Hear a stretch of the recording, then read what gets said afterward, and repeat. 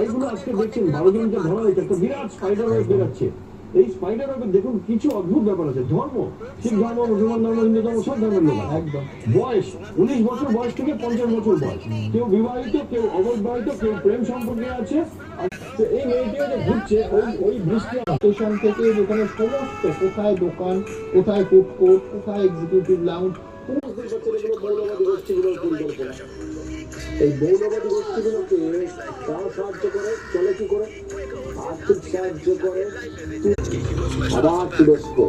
সেই তুরস্ক যারা পাকিস্তানকে ড্রোন সাপ্লাই করে, তারা এই মৌলবাদী গোষ্ঠীগুলোকে এনজিওর মাধ্যমে অর্থ সাহায্য করে এবং এই অর্থ করতে আমাদের এখন ঝাঁপিয়ে পড়ার জাস্ট পুরোহর গুনছে।